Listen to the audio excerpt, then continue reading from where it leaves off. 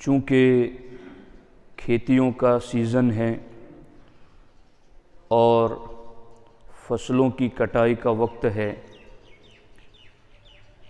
اس وجہ سے عشر کے حوالے سے شریعت کے جو احکام اللہ رب العزت نے اپنے بندوں کو اور حضور سید عالم صلی اللہ تعالیٰ علیہ وسلم نے اپنی امت کو عطا فرمائے ہیں، وہ آج کے اس سنی اجتماع میں آپ کی خدمت میں عرض کرنا چاہتا ہوں۔ 8ویں پارے میں سورۃ الانعام میں اللہ رب العزت نے ارشاد فرمایا وَآتُوا حَقَّهُ يَوْمَ حَصَادِ، کھیتی کٹنے کے دن اس کا حق ادا کرو۔ یہ حق ادا کرنے سے کیا مراد ہے؟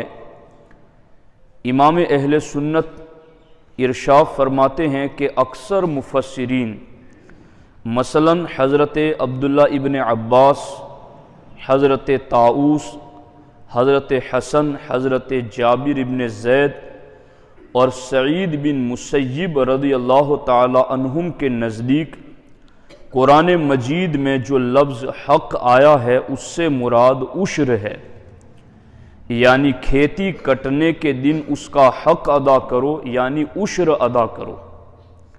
تو یوں قرآن مجید میں صراحت کے ساتھ عشر کی ادائیگی کا حکم دیا گیا ہے۔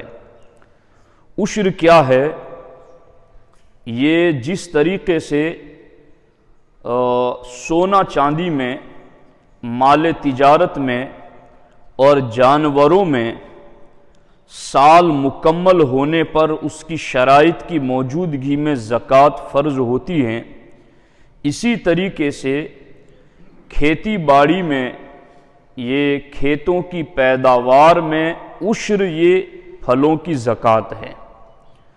جس طریقے سے ہمیں سال میں ایک مرتبہ بالعموم ماہ رمضان میں لوگ زکوٰۃ ادا کرتے ہیں، تو وہ جو مال و دولت کی زکوٰۃ ہے وہ بھی فرض ہے، اور یہ کھیتی کی زکوٰۃ ہے یہ بھی اسی طریقے سے فرض ہے۔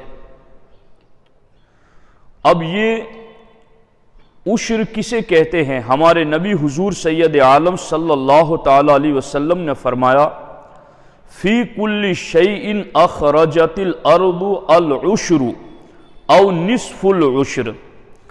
سرکار دو عالم صلی اللہ تعالی علیہ وسلم کے اس فرمان کا ترجمہ یہ ہے کہ ہر اس شے میں، ہر اس چیز میں جسے زمین نے نکالا عشر یا نصف عشر لازم ہے۔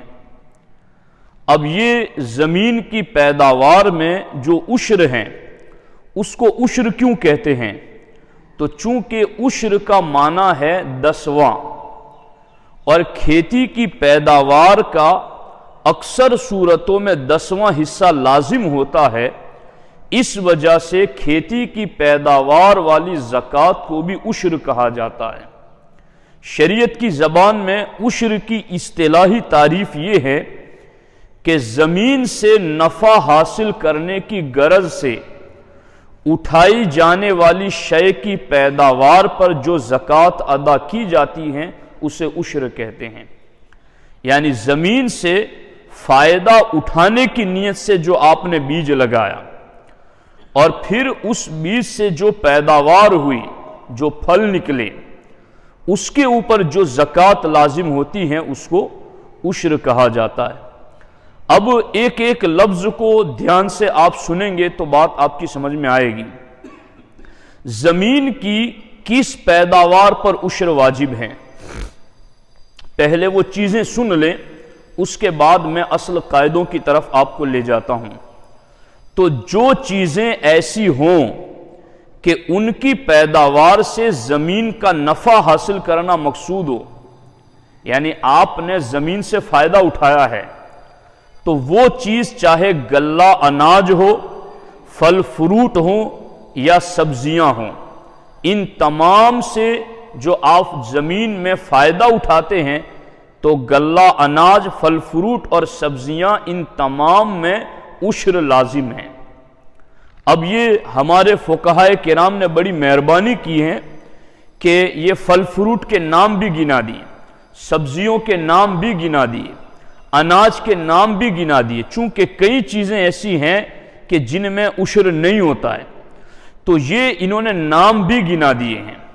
فرماتے ہیں اناج میں اور گلے میں گندم، جو، چاول، گنا، کپاس، جوار، باجرہ، مونگ پھلی، مکئی، سورج مکھی، رائی، سرسوں، لوسن وغیرہ، یہ اناج اور گلے میں یہ چیزیں گنوائی گئی ہیں۔ اور ان کے علاوہ پھلوں میں بھی خربوزہ، آم، امرود، مالٹا، سیب، چیکو، انار، ناشپتی، اور اس کے علاوہ دیگر ایک لمبی فہرست ہیں پھلوں کی۔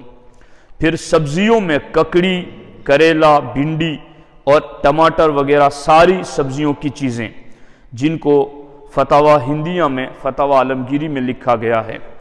تو پیداوار کی جتنی بھی چیزیں ہیں، چاہے وہ اناج سے تعلق رکھتی ہوں، چاہے وہ پھل فروٹ سے تعلق رکھتی ہوں، یا چاہے وہ سبزیوں سے تعلق رکھتی ہوں، ان تینوں کے اندر جو پیداوار ہوتی ہیں اس میں عشر نکالنا یہ ان پھلوں کی، سبزیوں کی اور اس اناج اور گلے کی زکوٰۃ ہے، جس کا نکالنا ہم پر لازم اور ضروری ہے۔ اب جب اس کو نکالنے کے لیے ہم چلیں گے کہ ہاں بھائی ہمارا کپاس آ رہا ہے، تویر آ رہی ہیں، جو، باجرہ آ رہا ہے، تو ہمیں اس کی جو زکوٰۃ ہے وہ تو نکالنی ہے، چونکہ یہ ایک فرض ہے۔ اور اس چیز کو یاد رکھ لیں، میں اخیر میں وہ چیز ذکر کروں گا کہ جب تک بندہ فرض ادا نہیں کرتا اس کا نفل قبول نہیں ہوتا، بلکہ میں حضور فقیہ ملت مفتی جلال الدین احمد امجدی علیہ الرحمہ کا وہ فتویٰ بھی پڑھوں گا آپ کے سامنے، جس میں آپ نے لکھا ہے کہ ایک فرض ادا نہیں کرتا بندہ تو اس کے باقی فرض بھی قبول نہیں ہوتے۔ اور اس پر انہوں نے حدیثیں ذکر کی ہیں، جو حدیثیں میں بھی کئی مرتبہ سنی اجتماع میں آپ کے سامنے پڑھ چکا ہوں۔ جیسے ہمارے نبی علیہ السلام نے فرمایا من لم یزکی فلا صلاۃ لہ، کہ جس نے زکوٰۃ نہیں ادا کی اس کی نماز قبول نہیں ہوگی۔ یہ سیدھا حضور علیہ السلام کا حکم ہے، اس کی کوئی تشریح نہیں ہے۔ تو یہ جو پیداوار کی زکوٰۃ ہے جس کو عشر کہتے ہیں، یہ بھی اسی طریقے سے فرض ہیں، اس کی ادائیگی بھی ضروری ہے۔ عام طور پر لوگ سمجھتے ہیں چونکہ ہم تو رمضان میں پیسوں کی زکوٰۃ نکال دیتے ہیں تو اب اس میں کھیتی باڑی میں نکالیں گی نہیں تو بھی چل جائے گا، نہیں چلے گا، یہ فرض ہے۔ یہ کوئی مستحب اور نفلی کام نہیں ہے کہ ہم کریں نہ کریں ہمارے اختیار پر ہو، بلکہ یہ ہم پر لازم قرار دیا گیا ہے، فرض قرار دیا گیا ہے۔ اور پھر اس بات کو دھیان سے سنیے، توجہ سے، کہ جو زکوٰۃ ہم ماہ رمضان میں عام طور پر ادا کرتے ہیں اس میں اور کھیتی کی پیداوار میں زکوٰۃ جس کو عشر کہتے ہیں اس میں تھوڑا فرق ہے۔ کہ جو زکوٰۃ ہم ادا کرتے ہیں سونے چاندی کی، مال تجارت کی، تو اس میں عاقل بالغ ہونا شرط ہے کہ بندہ عاقل ہو، پاگل نہ ہو، بندہ بالغ ہو، نابالغ نہ ہو۔ مگر عشر میں معاملہ ایسا نہیں ہے۔ عشر میں اگر کوئی نابالغ ہے اور اس کی کھیتی سے بھی پیداوار ہوتی ہے تو اس نابالغ کے کھیت سے بھی جو پیداوار ہوگی اس سے بھی عشر نکالنا فرض ہے۔ اسی طریقے سے اگر کوئی پاگل ہے، مجنون ہے اور اس کی کھیتی باڑی ہے اور اس میں سے جو پیداوار ہوتی ہے تو اس میں بھی شریعت کی طرف سے عشر نکالنا اس پر فرض اور لازم ہے۔ اسی طریقے سے شریعت کی نگاہ میں اس کے ساتھ ساتھ جو زکوٰۃ ہم ادا کرتے ہیں اس میں ہولان ہول شرط ہیں، یعنی تجارت کے سامان پر یا سونا چاندی پر پورا سال گزر جائے تب زکوٰۃ فرض ہوتی ہے۔ مگر جو پیداوار کی زکوٰۃ عشر ہے اس میں سال گزرنے کی شرط نہیں ہے، بلکہ قرآن میں تو فرمایا وَآتُوا حَقَّهُ يَوْمَ حَصَادِهِ، جس دن فصل کٹے اسی دن اس کا حق ادا کر دو، اسی دن اس کا حق ادا کر دو۔ اس میں سال گزرنے کی شرط نہیں ہے۔ اور پھر یہ کہ جو زکوٰۃ ہم سونے چاندی کی مال تجارت کی دیتے ہیں وہ سال میں صرف ایک مرتبہ ہے۔ اور عشر کا معاملہ یہ ہے کہ آپ نے کھیت میں 3 مرتبہ سال میں کاشت کی اور 3 مرتبہ آپ نے پاک لی گجراتی زبان میں، اور 3 مرتبہ آپ نے فصل اگائی سال میں، تو ہر بار آپ پر عشر فرض ہے۔ سمجھ آ رہی ہے آپ کو؟ اچھا، ادھر زکوٰۃ میں نصاب ضروری ہے کہ 7.5 تولہ سونا اور 52.5 تولہ چاندی یا اس کے برابر مال تجارت یہ ہو تو پھر اس کے اوپر زکوٰۃ۔ مگر ادھر جو عشر کی زکوٰۃ ہے اس میں کوئی نصاب نہیں ہے۔ 10 کلو گیہوں نکلا تو اس میں سے بھی عشر نکالنا فرض ہے۔ سمجھ آ رہی ہے کہ نہیں آ رہی؟ تو اس زکوٰۃ میں اور اس پیداوار کی زکوٰۃ میں جسے عشر کہتے ہیں اس میں یہ فرق ہے۔ اسی کے ساتھ ساتھ اس میں دیگر شرطیں بھی ہیں جس کو میں آپ کی خدمت میں عرض کرتا چلوں۔ ایک شرط اس کے بارے میں یہ ہے، چونکہ جو زکوٰۃ ہم ادا کرتے ہیں رمضان میں اس میں فقیر پر زکوٰۃ فرض نہیں ہے۔ جو شرعاً فقیر ہوتا ہے وہ زکوٰۃ کا مکلف نہیں ہے کہ وہ زکوٰۃ نکالے، لے سکتا ہے ضرور، نکالنا اس پر لازم نہیں ہے جو فقیر ہیں۔ مگر کوئی فقیر شخص کھیتی باڑی کرتا ہے تو پھر اس پر بھی اس کھیتی کی پیداوار کی زکوٰۃ عشر نکالنا فرض ہے۔ اسی طریقے سے کسی بندے پر قرض ہے، دیوا ہے، کسی کو دینا ہے پیسے، تو اب اس کے لیے جو ماہ رمضان میں عام طور پر زکوٰۃ دی جاتی ہے اس میں حکم ہے کہ وہ اپنے نصاب سے اس قرضے کو مائنس کرے گا۔ اگر کسی کو 1,00,000 روپے دینے ہیں اور اس کے پاس 2,00,000 روپے ہیں تو 1,00,000 مائنس کر کے 1,00,000 کی زکوٰۃ نکالے گا۔ یہ رمضان والی جو عام طور پر زکوٰۃ دیتے اس کا حکم ہے۔ مگر عشر میں ایسا حکم نہیں ہے۔ عشر کی جتنی بھی پیداوار ہوگی اس میں سے کوئی 1 روپیہ بھی مائنس نہیں کیا جائے گا۔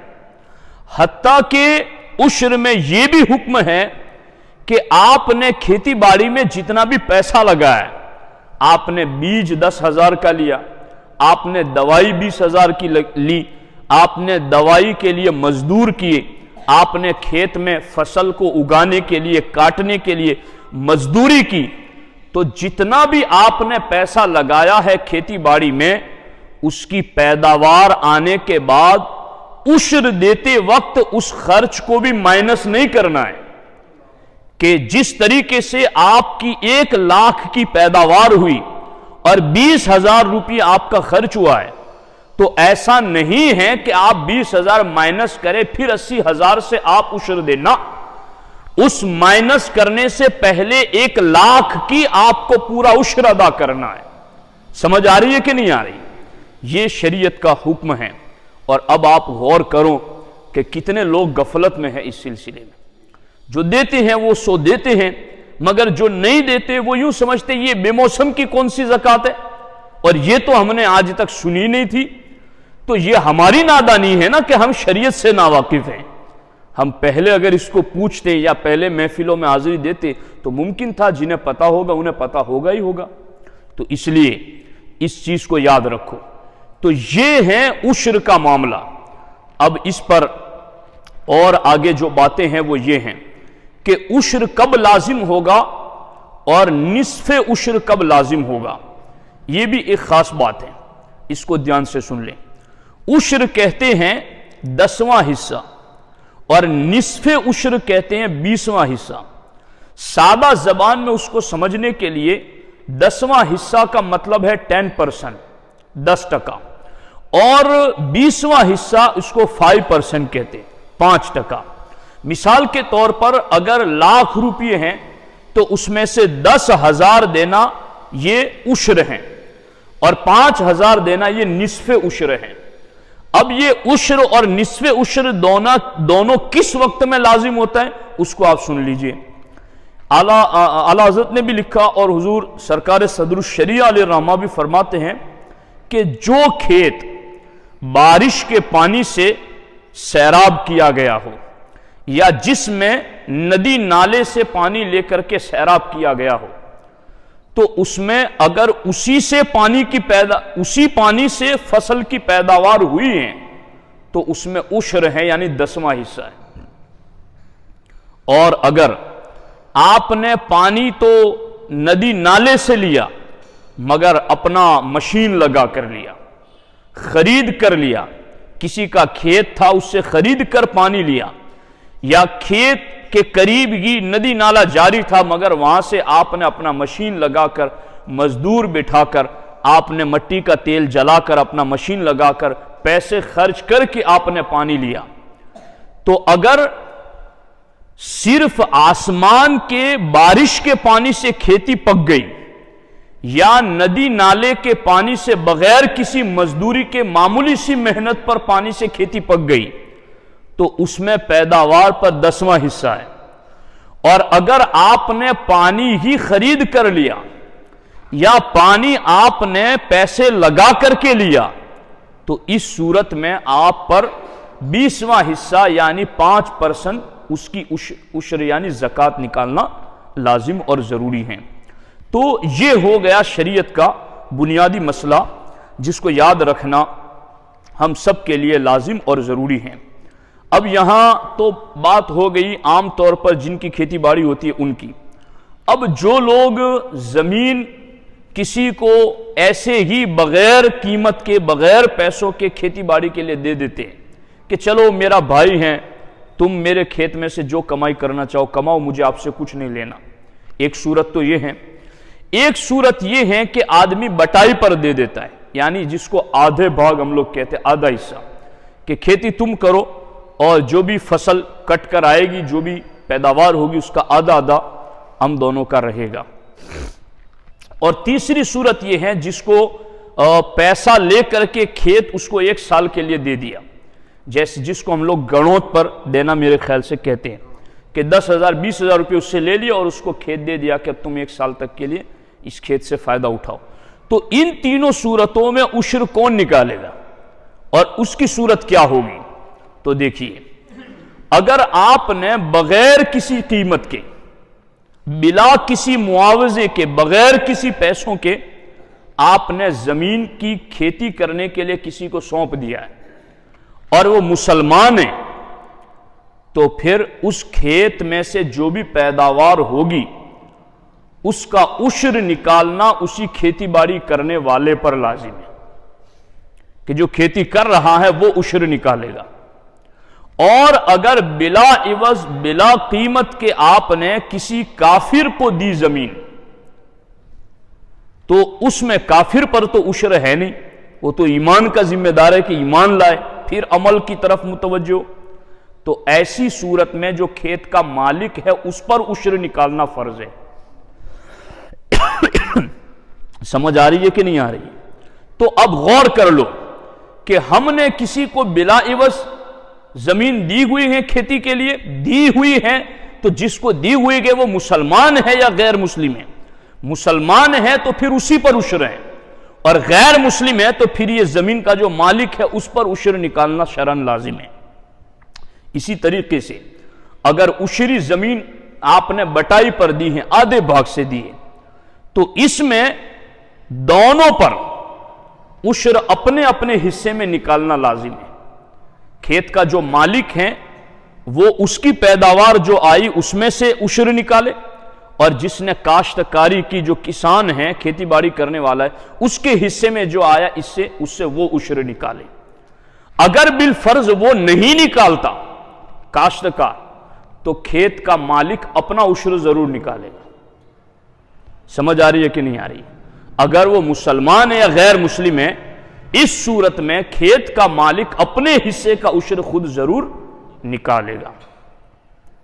اور تیسری صورت جو ہے کہ آپ نے گڑوت پر اور زمین دے دی کسی کو پیسے لے کر 1 سال کے لیے، تو اس میں مسئلہ یہ ہے کہ جو کھیتی باڑی کرے گا وہی اس کا عشر نکالے گا، اسی پر اس کا عشر نکالنا لازم اور ضروری ہے۔ بات سمجھ میں آ رہی ہے کہ نہیں آ رہی؟ اب میں دو مسئلے خاص طور پر آج آپ کی خدمت میں عرض کرنا چاہتا ہوں۔ اس میں سے ایک مسئلہ تو یوں ہے کہ ایک بندے نے حضور فقیہ ملت علیہ رحمہ کی بارگاہ میں سوال کیا کہ اس نے زکوٰۃ نکالی مگر اس کے مال میں سے چوری ہو گیا، تو اب چونکہ حدیث پاک میں ہے نا کہ اپنے مالوں کی زکوٰۃ دو اور اپنے مال کو اللہ کے قلعے میں محفوظ کر لو، تو ایک بندے نے زکوٰۃ نکالی پھر بھی اس کا مال چوری ہو گیا، تو اس نے اعتراض کیا، اس پر سوال اٹھایا کہ یہ کیسے ہو گیا؟ میں نے تو علماء سے یہ سنا تھا، پھر اس میں سے یہ چوری کیسے ہو گیا؟ تو اس کا جواب جو دیا ہے وہ سننے کے لائق، چونکہ کئی لوگ جو ان کو عمل کرنے کو کہا جاتا ہے ویسا نہیں کرتے ضرور ہیں مگر ان کے عمل میں کمی رہ جاتی ہے، تو عمل تو کامل کرتے نہیں اور نفع کامل ڈھونڈتے ہیں، بشارت کامل ڈھونڈتے ہیں۔ تو ایسا وقت جب ہو کہ کامل بشارت کے اثرات ہمیں نظر نہ آئیں تو پھر ہمیں اپنے عمل کے کمال کی طرف توجہ دینے کی ضرورت ہے کہ ہمارے عمل میں کہاں کمی رہ گئی ہے۔ حضور فقیہ ملت اور حضرت بدر الدین احمد الرضوی علیہ رحمہ نے اس کا جواب دیتے ہوئے لکھا ہے کہ وہ مال جس حلال مال کی زکوٰۃ شریعت کے مطابق ادا کر دی جائے وہ مال ضرور محفوظ رہے گا۔ کیا کہا؟ جس حلال مال کیا فرمایا؟ جس حلال مال کی زکوٰۃ شریعت کے مطابق، ایک ایک لفظ پر غور کرو، آگے وہی سمجھنا ہے، جس حلال مال کی زکوٰۃ شریعت کے مطابق ادا کر دی جائے وہ مال ضرور محفوظ رہے گا۔ اب پھر آگے فرماتے ہیں وہ مال جو خلاف شریعت طریقے سے حاصل کیا گیا یا ناجائز تجارت سے حاصل ہوا، اس کی اگرچہ زکوٰۃ دے دی جائے لیکن وہ محفوظ نہیں ہے۔ وہ مال جو خلاف شریعت طریقے سے حاصل کیا گیا یا ناجائز تجارت سے حاصل کیا گیا، اس کی اگرچہ زکوٰۃ دے دی جائے لیکن وہ محفوظ نہیں ہے۔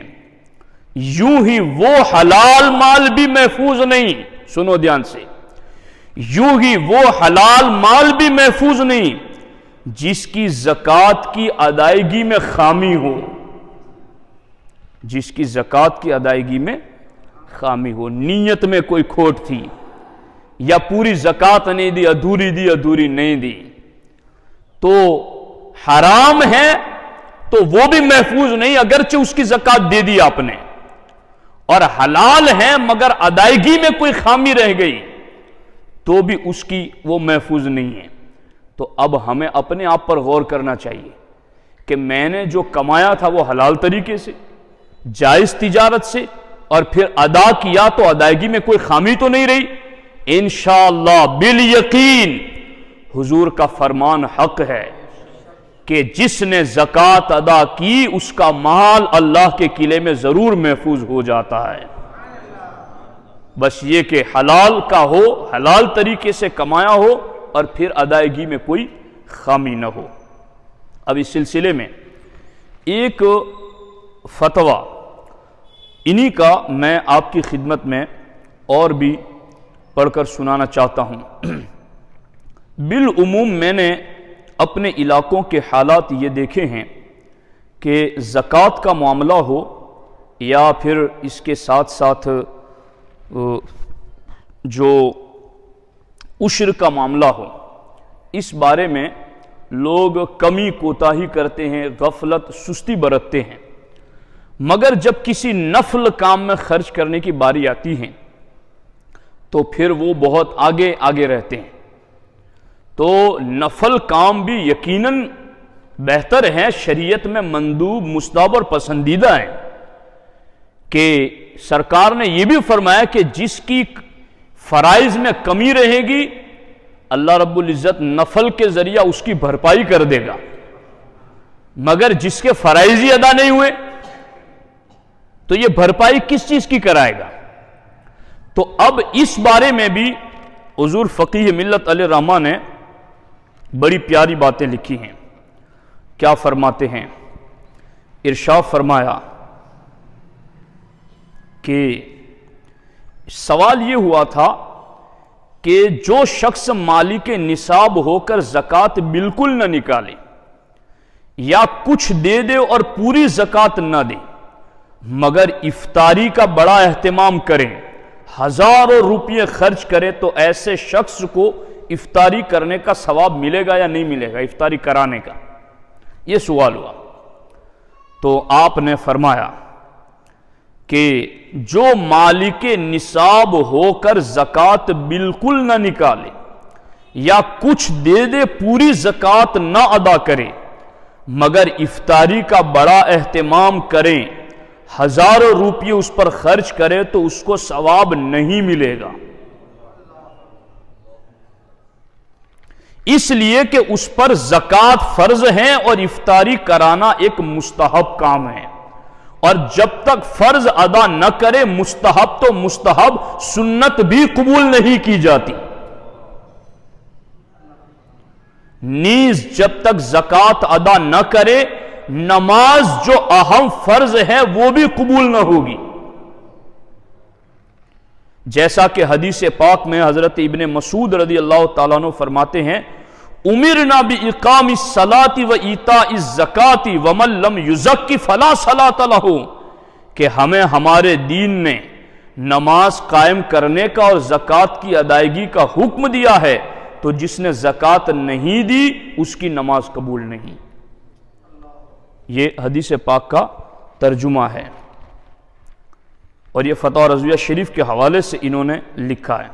حضرت مجاہد سے روایت ہے کہ جب صدیق اکبر رضی اللہ تعالیٰ عنہ کی نزا کا وقت ہوا تو امیر المومنین فاروق اعظم رضی اللہ تعالیٰ عنہ کو بلا کر فرمایا یا عمر اتق اللہ وعلم ان لہ عملا بالنہار لا یقبلہ باللیل وعملا باللیل لا یقبلہ بالنہار، اے عمر غور سے اور دھیان سے سن لیں کہ اللہ کے لیے دن کا جو عمل ہے اللہ اس کو رات میں قبول نہیں کرے گا، یعنی دن کا جو وقت مقرر ہے کہ دن کو تجھے کرنا ہے وہ تو پھر یہ سمجھے کہ لیٹ کر کے رات کو ادا کروں تو رات کو قبول نہیں کرے گا، اور اللہ کی بارگاہ کا ایک عمل رات کا ہے وہ دن میں اللہ قبول نہیں فرمائے گا، یعنی تاخیر کرے گا۔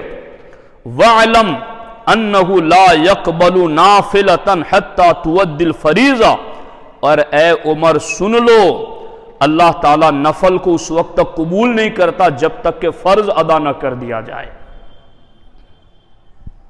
سمجھ آ رہی ہے کہ نہیں آ رہی ہے؟ اب میں اپنے علاقے میں بھی دیکھتا ہوں، یہاں کا مجھے پتہ نہیں، ہمارے گاؤں میں کھیتی باڑی کا جب سیزن آتا ہے تو لوگ کھیت میں سے ایک چاس جو ہوتا ہے، ایک لائن کپاس کی، اس کو نکال دیتے اور اس میں سے جتنا بھی کپاس آتا ہے یا تویر آتی ہے وہ مسجد میں دے دیتے۔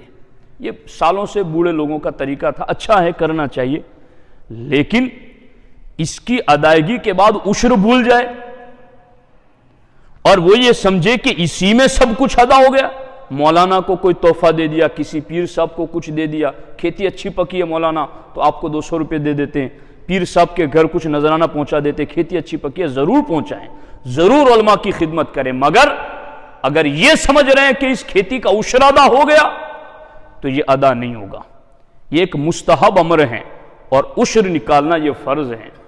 تو اب غوث پاک کا فرمان بھی انہوں نے لکھا اور وہ بھی اعلیٰ حضرت نے لکھا جس کو انہوں نے کوٹ کیا ہے، اللہ اکبر۔ سرکار اعلیٰ حضرت نے فتوح الغیب سے نقل کرتے ہوئے فرمایا کہ پیران پیر دستگیر روشن ضمیر علی رحمہ فرماتے ہیں، کیا فرماتے ہیں؟ ینبغی للمؤمن ان یشتغل اولا بالفرائض، مومن کے لیے لازم ہے کہ وہ سب سے پہلے فرض کی ادائیگی کی طرف مائل ہو جائے اور پھر فَإِذَا فَرَغَ مِنْهَا اشْتَغَلَ بِالسُّنَنِ، اور جب فرض سے فارغ ہو تو سنت ادا کرنے کی طرف آئے، ثُمَّ بِالنَّوَافِلِ وَالْفَضَائِلِ، اور جب سنتیں ادا کر لیں تو پھر فضائل کی طرف اور نوافل کی طرف آئے۔ اب غوث پاک فرماتے ہیں فَمَا لَمْ يَفْرَغْ مِنَ الْفَرَائِضِ، جس نے ابھی فرض ادا نہیں کیے، فَإِشْتِغَالٌ بِالسُّنَنِ حُمُقٌ وَرُعُونَةٌ، غوث پاک فرماتے ہیں فرض جس نے ادا نہیں کیے اور سنتوں میں مشغول ہو رہا ہے وہ بے وقوف ہے، حُمُقٌ، وہ بے وقوف شخص ہیں۔ اور پھر آگے فرماتے ہیں فَإِنِ اشْتَغَلَ بِالسُّنَنِ وَالنَّوَافِلِ قَبْلَ الْفَرَائِضِ لَمْ تُقْبَلْ مِنْهُ، کہ جس نے سنت اور نفل کی ادائیگی کو شروع کیا فرض کو مکمل کرنے سے پہلے، لم تقبل منہ، تو اس کے وہ نفل اللہ کی بارگاہ میں قبول نہیں ہوگی۔ ہاں وہ فرض کی مکمل ادائیگی کر لے، وہ لٹکے ہوئے رہتے ہیں، نوافل ختم نہیں ہو جاتے، معدوم نہیں ہو جاتے، وہ نفل رہتے ہیں باقی لٹکے ہوئے۔ جب وہ فرض مکمل کر دیتا ہے تو پھر ان نوافل کو پرواز مل جاتی ہے، پھر وہ قبول ہو جاتے ہیں۔ مگر سب سے پہلے جو چیز لازم ہے وہ فرائض کی ادائیگی، اور عشر پیداوار کی زکوٰۃ ہے، فرض ہیں، اس کی ادائیگی لازم ہے، خود بھی ادا کریں، دوسرے دوست احباب تک بھی یہ پیغام پہنچائیں۔ اور ہاں یہ بڑی اہم بات ہے، عشر انہی کو دینا ہے جن کو زکوٰۃ دینا ہے۔ یہ بات میرے ذہن میں پہلے ہی سے تھی وقت کو دیکھتے دیکھتے کہ شریف فقیر مسکین اس کو آپ زکوٰۃ دیں، اور اگر کنبے قبیلے میں واقعی میں کوئی مستحق ہے، کئی لوگ ایسا سمجھتے ہیں کہ چونکہ یہ میرے برادری کا ہے تو اس کو میں نے زکوٰۃ دے دی ہے، مولانا آپ نے دیکھا کہ یہ مستحق ہے کہ نہیں جی؟ تو اس کو دیکھیں۔ آج میرے خیال سے کوئی جوان بھی ایسا نہیں ہوگا جس کے پاس 20,000 روپے نہ ہو، تو آسانی کے ساتھ اتنی چھوٹی رقم میں بندہ صاحب نصاب بن جاتا ہے، تقریباً 52.5 تولہ چاندی اتنی روپے کی آ جاتی ہے۔ تو مستحق جو ہوں وہ اسے دیں۔ ہمارے اسلامک ویلفیئر مشن کو آپ جانتے ہیں کہ یہ سنیت کا ایک بڑا کام کر رہا ہے، کئی مدارس میں، کئی مساجد میں تنخواہ پہنچتی ہیں، کتابیں اس سے شائع ہوتی ہیں، تو عشر کی ایک اچھی رقم ہم اگر اس اسلامک ویلفیئر مشن میں جمع کرائیں گے تو انشاءاللہ ہماری پیداوار کا حصہ نکلے گا بھی اور صحیح جگہ پہنچے گا، جس سے دین و سنیت کی خدمت ہوگی۔ اللہ تعالی ہم سب کو عمل کی توفیق عطا فرمائے۔ السلام علیکم ورحمۃ اللہ۔